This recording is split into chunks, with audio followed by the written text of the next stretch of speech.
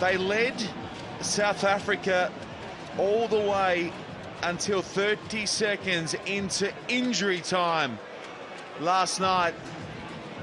And then it was a moment of absolute kind of madness from Terry Kennedy that presented South Africa with a chance to draw the game. Otherwise, Ireland would have finished top of that pool if they could have held on. As a result, they are now here against Australia. I'm Sean Maloney alongside me for the call in this one. Rob Vickerman and Brian O'Driscoll. We'll get a word from Bod and Vix in just a second as we look at this Aussie lineup, and now the Irish, who have been well led this weekend by Terry Kennedy. Greg O'Shea has been big as well. And Australia, well, many suggesting one of the form teams on day one. There's a look at their results, and they were superb last night against the USA.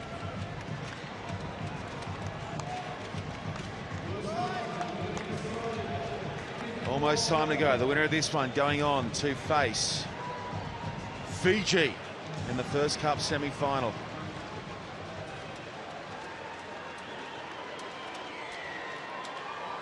Our referee, Matty Rodden, and it is Louis Holland of Australia getting us moving, and that does carry the 10 now. Checks back for Miller. Not 10.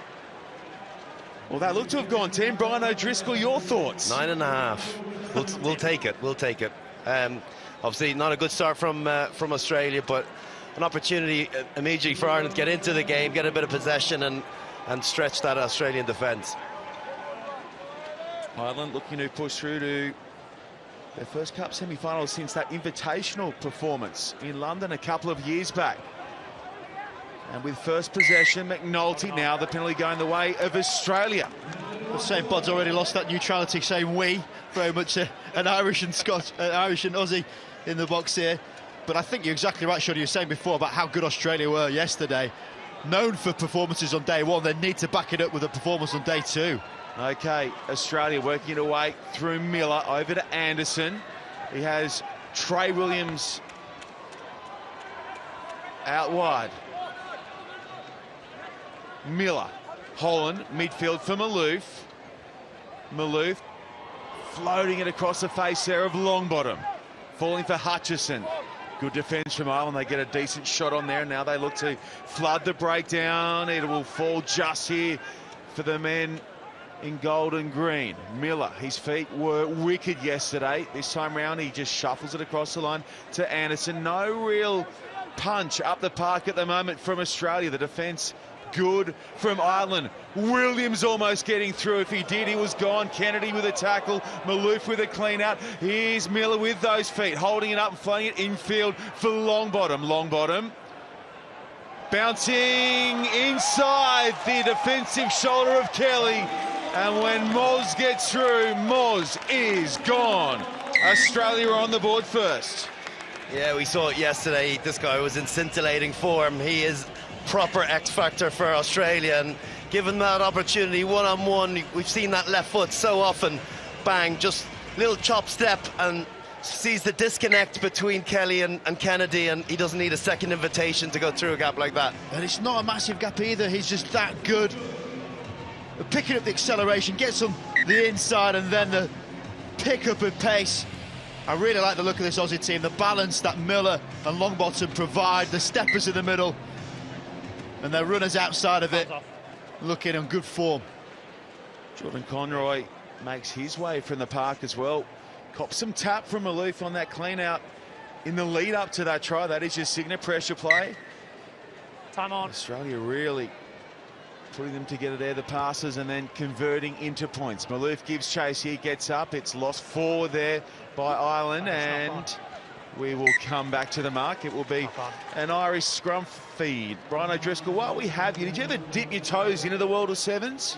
Very early on in my career, a bit of local sevens more than ever getting the opportunity to get down to Hong Kong or on the international stage. So, no, I missed out on it. And, you tip your cap to these guys that are 10 years playing sevens rugby, because for me it feels like a young man's game. Having that big engine and that naivety of being able to expose yourself to hard, strenuous situations like old people just can't.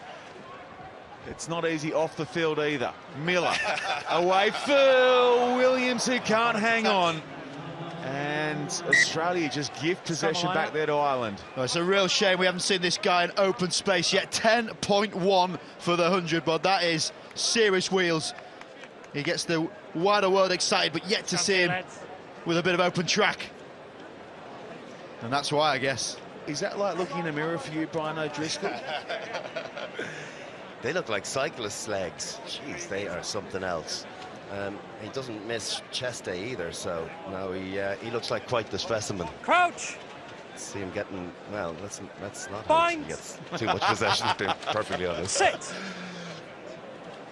The feed here from Dardis. Oh, it's a good strike from Australia, but they're nailed for coming up through the scrum. Straight up.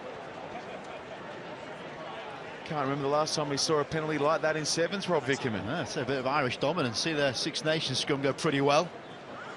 I don't often see it in sevens. Yeah, a bit like our 15s team. There's a bit of a line-out focus, a set-piece focus. If you realise that your opposition might have you in certain facets of play, go to what your strength is and back to simple set-piece, structured plays. And you've seen that this Irish team, when they've had some success, it's the unity rather than necessarily huge X-factor has been the difference in getting them some good results so far in the series. It has been, and one massive part of that, the combination of both Kennedy and Conroy. Conroy off for an HIA, so now Kennedy shifted across one, and Greg O'Shea with a bigger role to play at centre. Ireland to the middle. McNulty, good grab, and then he peels away from the line out with it and gets a chance to open up. McNulty, long bottom, dragged along with Big Harry. Now the penalty for Ireland off the back of that excellent charge from McNulty. Dardis over for Lennox. Malouf doing some damage off the ball in this matchup. Here's Levy, 10 away, and now the penalty going the way of Australia. On the floor. Referee. Long bottom, going quick. Long bottom to Miller. Good hands for Anderson. Holland out wide. Anderson backs himself against Lennox. Slaps off the tackle. Away to Holland. Louis Holland. In a weekend that sees him join Ed Jenkins as the most capped Aussie ever, makes it a 12-point game. Yeah, perhaps a little bit fortunate there. The penalty given against the Irish for not supporting the body weight. Very snap decision, but they're not hanging around the Aussies. The tap from Longbottom realises the corridor was shut, and then Anderson, who's deceptive runner, he can clock 10 metres a second when he's getting flying, and Holland on his outside, but you've got to feel a bit for Lennox here and the Irish team. Yeah, it's all about that transition, isn't it, from defence into attack, who's able to respond the quickest. And when you give away a penalty against a run of play, all of a sudden you're disjointed in a defensive capacity and very hard to reorganise and get yourself into your structures, and Australia made Ireland pay in that regard. In steps Longbottom for the restart.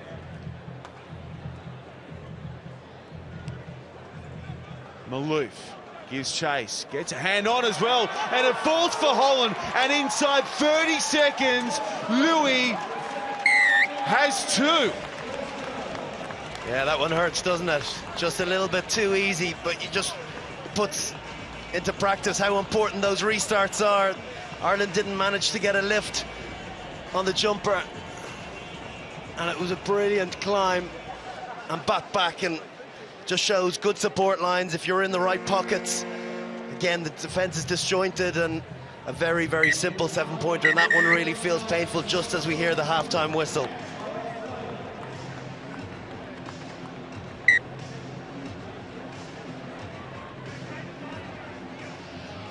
At the break, Australia doing it nicely. They are cleared by 19.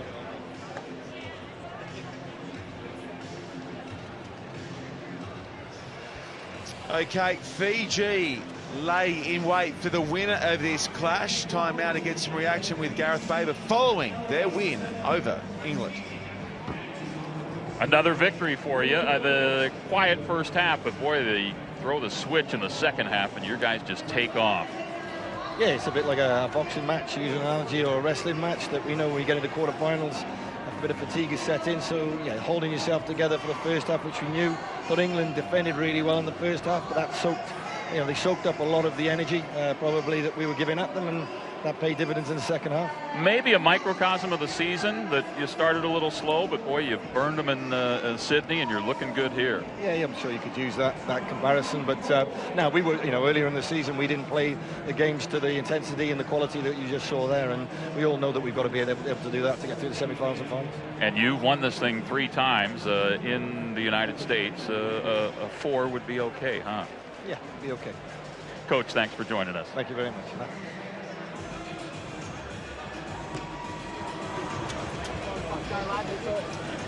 Baber can start putting some plans in place potentially for Australia. That might be who Fiji have in their Cup semi-final.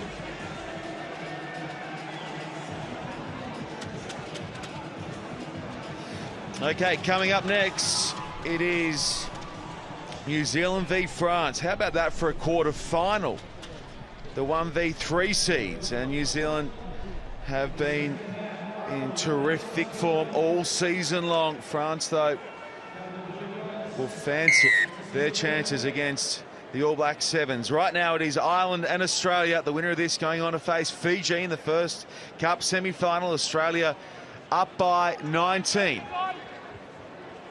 Miller soaring but not collecting. Now ripped away by Australia. Longbottom. Hutchison delaying that for Holland, who grabbed 2 quick-fire tries in the run-up to half-time. Miller. Here we go. Williams. Trey Williams. Kennedy gets him. High tackle advantage being played here for Australia. But the shoulder cover high work tackle there from Terry Kennedy. I'm Sean Maloney alongside me for the remaining 6 minutes plus change in this one. Former England Sevens captain Rob Vickerman and World Rugby Hall of Famer Brian O'Driscoll, who is just giving it a little fist pump here and there for the Irish, trying to get them up and into this contest. Australia going quickly. Miller. Wide for Maloof. Maloof has been excellent without the ball, now doing good things with it. Releasing Hutchison. Hutchison chasing Anderson on the connect, can't do so. Miller. Maloof over the top for Longbottom. Longbottom skins him. And Australia set up a near match-winning lead. They're up by 24. Yeah, again, second try for Longbottom in this game, and funny when you've identified getting stepped in the first half and getting done by the speedster, sometimes you're worried about it coming again, and that's where he's able to gas you on the outside. He's got an array of talent. He's got speed, footwork off either foot, and that's the problem when you get isolated and you're chasing hard on a hustle. Great try from Australia, and perfect start to that second half. There's few better at it. That little pickup he's got, Maurice Longbottom knows he's got the wheels on Jack Kelly against him. And the afterburners come out and takes his place now on the bench. And it's just dominant. Look at the stats on the top left. 26 passes, just out-and-out possession for Australia. And every time they've had the ball, they capitalise on it. 4 visits to 22, each of which they've scored from, looking really good in this game. Ireland take the restart and finally get used to the ball. Miller with the tackle. Dunbar on the park as well. Pincus going around high. the neck, high tackle. Well, Brian, you're in town this weekend as HSBC ambassador. Where else do you stop around the world as part of that tour? You're here with Ben Ryan. I am, yeah. No Vancouver next week because I was meant to do Ireland-Italy, which has now been cancelled, or postponed, I should say. But I'm going to be in London. Just stay until the line. Is it? Hong Kong? Hong Kong later on in the year, October. Yeah, going to make it for that one. Hard for you to find a favourite destination on the circuit? I love Vancouver. Next week's a real treat for anyone that's going to be there and watching the players. Spectacular venue, and what a great city. Right now, though, we are in LA watching on as Ireland try to create some kind of comeback. Come on. Kennedy goes to the outside and Brian O'Driscoll throws his hands in the air and says, hang on a second, why? Well, I believe his feet touched the touchline, and that's a no-no. Yes, sir. It's touch and go, but to stop being you two sparring up here. It did look like he might have just flirted with the touchline down there, Duke. I think he's not. Stay there, boys. He's not arguing the point. He did manage. Oh, there's a little kick there. Oh, sorry. Where's the touch on the foot and touch there? His right toe caught short. Here's Holland putting it in behind for Davies. Rod Davies gets a chance to really open up. Rod Davies, couple of tries yesterday, not getting a handle that time round. Here it is still with Australia, getting close and getting it down, and it's Pincus. We'll talk about the kicking game. That was outstanding effort. You know you got Rocket Rod Davies on the pitch for a reason. He chances himself as the ball goes downfield, gets one back after being rinsed by Kennedy on this near side. Check out the pace of these guys flying, but most importantly, who's in the backfield? That's where your character's judged. Miller stays up in the race, and then Pincus has the strength to get over too.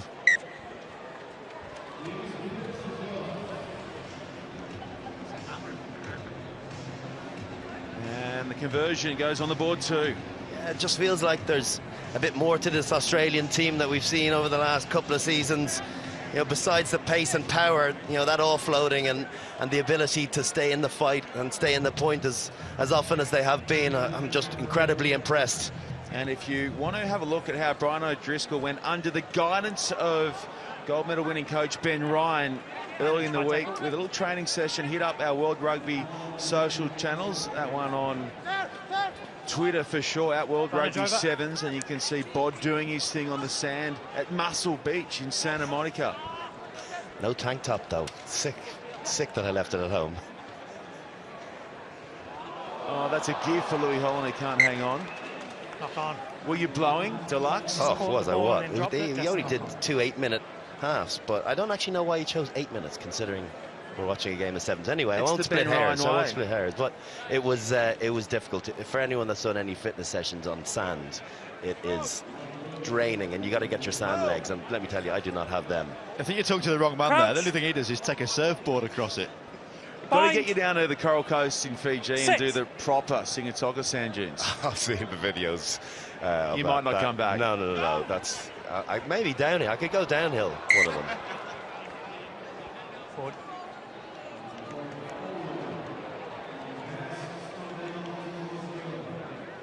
That's what's coming up next. New Zealand v France, followed by the USA v South Africa. I need to hold you to a tip here, Brian O'Driscoll. Who wins the HSBC USA Sevens?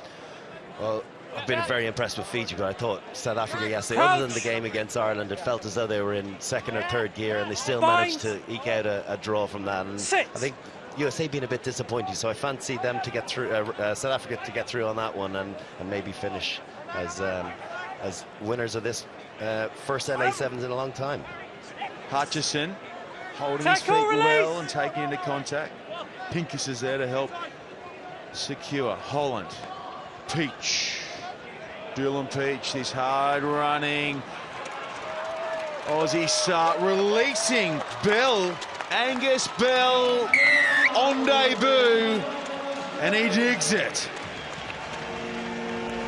One of the youngsters brought in by Coach Walsh, and he looks every part of the Sevens player. This near side, wonderful pace, saw him support that last play. I gave Miller the credit, shamefully. But lovely footwork originally from Peach, getting the ball in behind, and then look at him go. He's big, he's strong, he's fast. There's everything you need. Gets a big hook for his troubles from Peach as well. That's quite the dive as well. He'll learn to put the ball down normally in time, but you know, huge excitement on debut, and what a way to start your international sevens career. Well, he'll get a kick out of Brian O'Driscoll, adding his voice to his first try on the circuit, and that helps set up an Australian win. Full time here in the second quarterfinal. Australia 36, Ireland 0. And next up, it'll be Fiji for the Australians as we wave goodbye to Rob Vickerman and Brian O'Driscoll.